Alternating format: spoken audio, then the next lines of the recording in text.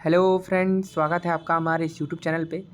तो आज हम देखने वाले हैं कि फिजिक्स के वाइवा में मतलब कि साइंस के वाइवा में क्लास 10th लेवल पर कौन कौन से क्वेश्चंस हैं जो बहुत ही इंपॉर्टेंट हैं। तो चलिए बिना टाइम वेस्ट किए शुरू करते हैं। जैसे कि आप देख पा रहे हैं, सबसे पहले मैं बात कर रहा हूँ यहाँ पे आपका प्लेन मिरर में।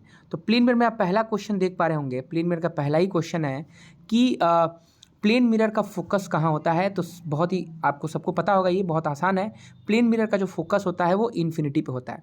चलिए सेकंड क्वेश्चन देख सकते हैं कि मैग्नीफिकेशन का फॉर्मूला आपको पता होना चाहिए लेंस के लिए, that is equal to V/U and HI/HO। ठीक है, और उसी तरह से आपको मिरर के लिए भी पता होना चाहिए जो कि क्या होता है -V/U। कब इन लार्ज इमेज बनता है मिरर में? तो देखिए, मिरर में इन लार्ज इमेज तब बनता है जब सेंटर ऑफ कर्वेचर को क्रॉस करती है ऑब्जेक्ट। यानी कि कह सकते हैं कि सेंटर ऑफ कर्वेचर और फोकस के बीच में भी, फोकस पर भी, फोकस को क्रॉस करने के बाद भी, और जैसे ही फोकस और पोल के बीच में आती है तो इनलार्ज तो इमेज बनता है, साथ ही साथ वो इमेज वर्चुअल भी बन जाता है। इसी तरह आपको लेंस में भी पता होना चाहिए कि आपको पता होना चाहिए कि जैसे ही 2f1 पे रखते हैं तो 2f2 पे बनता है ऑब्जेक्ट इमेज, और जैसे ही 2f1 को क्रॉस करते हैं तो इमेज आपका इनलार्ज बनना शुरू हो जाता है।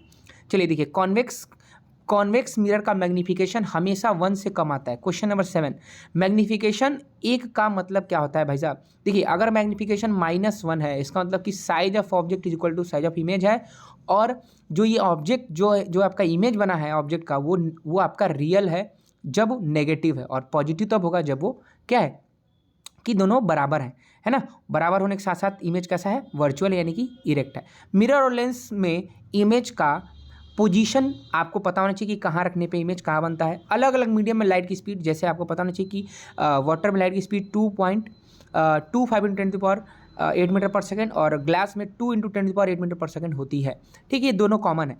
पावर का यूनिट बहुत ही पावर का यूनिट होता है डायोप्टर, 1/f मीटर में, जो कि नेगेटिव होता है आपका कॉन्केव के लिए और पॉजिटिव होता है कॉन्वेक्स के लिए। रिफ्रैक्टिव इंडेक्स देखिए, आपको पता होना चाहिए कि ग्लास का रिफ्रैक्टिव इंडेक्स होता है 1.5, वाटर का होता है 1.33 यानी कि 4/3, और एयर का होता है अप्रॉक्सीमेटली 1। देखिए, लैटरल डिस्टेंस पता होना चाहिए आपको कि ये इमर्जेंट रे और इंसिडेंट रे के बीच का परपेंडिकुलर डिस्टेंस है। जी हाँ दोस्तों, ध्यान रखिएगा कि परपेंडिकुलर डिस्टेंस बोलना है आपको। रिलेटिव रिफ्रैक्टिव इंडेक्स पता होना चाहिए। देखिए कि जब लाइट एक मीडियम से दूसरे मीडियम में जाती है तो क्या हो जाता है आपका कि जिस मीडियम में जा रही है उसका रिफ्रैक्टिव इंडेक्स ऊपर रहेगा, और जिस मीडियम से जा रही थी उसका रिफ्रैक्टिव इंडेक्स नीचे रह के कैलकुलेट कर सकते हैं। तो देखिए, ध्यान दीजिएगा, जब भी रेयर से डेंसर जाएगी तो रिलेटिव रिफ्रैक्टिव इंडेक्स 1 से ज़्यादा आएगा, और अगर डेंसर से रेयर जाएगी तो रिलेटिव रिफ्रैक्टिव इंडेक्स 1 से कम आएगा। ठीक है। इफेक्टिव पावर देखिए क्या होता है? सम ऑफ ऑल पावर। ठीक है। रॉड और कोन से आपको पता होना चाहिए कि जो एक लाइट की इंटेंसिटी को कंट्रोल करता है और एक कलर्स को बताता है। प्रिज्म में देखिए, प्रिज्म में डिस्पर्जन आपको पता होना चाहिए कि प्रिज्म डिस्पर्जन कैसे होता है। वेवलेंथ और फ्रीक्वेंसी, वेवगेयर की क्या होती है? सबसे ज़्यादा वेवलेंथ होती है रेड की। ठीक है। टोटल इंटरनल रिफ्लेक्शन का कंडीशन क्या होना चाहिए? पता होना चाहिए कि टोटल इंटरनल रिफ्लेक्शन कंडीशन है कि लाइट डेंसर से रेयर मीडियम में जाना चाहिए। देखिए, नेचुरल फिनोमिना आपको रेनबो बहुत इंपॉर्टेंट, रेनबो पढ़ लीजिए आप लोग। स्कैटरिंग का कंडीशन क्या है भाई? रेलिंग स्कैटरिंग का कि the size of particle is very very less than to the lambda, जो कि लाइट आ रही है उसकी वेवलेंथ। स्कैटरिंग की कंडीशन हो गया। आइरिस और आई लेंस क्या है? रेटिना क्या है? ऑप्टिक नर्व क्या है? पावर क्या है? डिफेक्ट कौन से हैं? करेक्शन उसके क्या है? रिकॉम्बिनेशन प्रिज्म से कैसे होता है? ठीक है। न्यूटन ने सबसे ये जो है फिनोमिना बताया था। कैटरेक्ट के बारे में, एक बीमारी है आंखों में। ठीक है। प्रिज्म का यूज क्या होता है? और ये जो इंपॉर्टेंट फॉर्मूला है, A+del इज इक्वल टू, यानी deviation is equal to I+ emergent angle.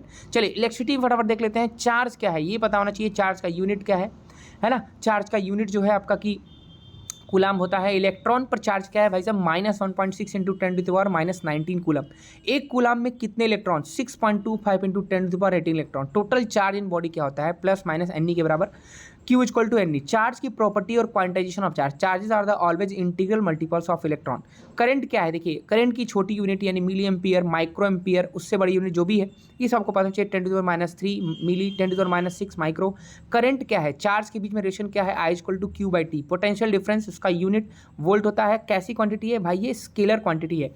Ohm's law, V = IR। पूरा कंडीशन पता होना चाहिए। रेजिस्टेंस किस बात पे डिपेंड करता है ये पता होना चाहिए। रेजिस्टेंस क्या है ये पता होना चाहिए। रेजिस्टेंस किस पे डिपेंड करता है? लेंथ पे डिपेंड करता है। एरिया ऑफ क्रॉस सेक्शन, यानी कि ये ज्योमेट्रिकल जो भी फिगर बनेगा उस पर डिपेंड करेगा। जबकि रेजिस्टिविटी, स्पेसिफिक रेजिस्टेंस होती है 1 मीटर क्यूब वाले किसी कंडक्टर की, जब हम 1 वोल्ट हम पोटेंशियल डिफरेंस अप्लाई करते हैं। देखिए, रेजिस्टिविटी का formula, resistance is equal to क्या होना चाहिए? रो इज इक्वल टू क्या होना चाहिए? रो इक्वल टू क्या होता है आपका? ठीक है, R A/L और R=R L/A, ठीक है। ये पता होना चाहिए। वोल्टामीटर क्या है? वोल्टामीटर आपका बताता है पोटेंशियल डिफरेंस दो पॉइंट के बीच में, और ये पैरेलल में लगता है क्योंकि इसका जो इसका रेजिस्टेंस हम कह सकते हैं वो ज़्यादा होता है। ग्लेवनोमीटर करंट के डायरेक्शन और डिटेक्शन को बताता है, जबकि एमीटर टोटल करंट के मेजरमेंट को बताता है। ये सीरीज में लगता है। ग्लेवनोमीटर भी आप सीरीज या पैरेलल में लगा सकते हैं। चलिए, करंट का डायरेक्शन बताता है। करंट का डायरेक्शन क्या है? तो इलेक्ट्रॉनिक करंट क्या है? देखिए, इलेक्ट्रॉन के डायरेक्शन को इलेक्ट्रॉनिक करंट बोलते हैं, जबकि करंट का डायरेक्शन क्या होता है? पॉजिटिव चार्ज के फ्लो के डायरेक्शन में होता है। 1 वोल्ट क्या होता है? ये पता होना चाहिए। 1 ओम क्या होता है? 1 एम्पियर क्या होता है? 1 कूलम चार्ज 1 सेकंड पास करें तो 1 एम्पियर है। 1 ओम क्या है? तो देखिए, R= क्या होता है फॉर्मूला? V/I। तो अगर 1 वोल्ट पोटेंशियल है और 1 एम्पियर करंट जा रहा है तो उस समय रेजिस्टेंस आपका 1 ओम होगा। 1 वोल्ट क्या होता है? देखिए, 1 वोल्ट W/Q कर सकते हैं कि 1 कूलम चार्ज को लाने के लिए 1 जूल की एनर्जी लग रही है, तो 1 वोल्ट कहलाएगा। ठीक है। इक्विवेलेंट रेजिस्टेंस का फॉर्मूला सीरीज में सबका सम और पैरेलल में 1/R1 करके, ठीक है। और टोटल जो रेजिस्टेंस होता है इक्विवेलेंट रेजिस्टेंस वो सीरीज में ज़्यादा होता है, ठीक है, और पूरे पैरेलल में क्या हो जाता है? कम हो जाता है। इलेक्ट्रिक एनर्जी क्या है? 1 किलोवाट क्या होता है? पावर क्या है? ठीक है, पावर का फॉर्मूला यूनिट पता होना चाहिए, वाट, किलोवाट, ठीक है। 3.6 जूल की एनर्जी मेगा जूल की एनर्जी होती है 1 किलोवाट में। टोटल पावर का unit P=VI formula. Rating device क्या होता है? फ्यूज MCB का मिनिएचर सर्किट ब्रेकर। वायरिंग घरों में कैसी होती है? वोल्टामीटर और एमीटर का कनेक्शन बता दिया मैंने।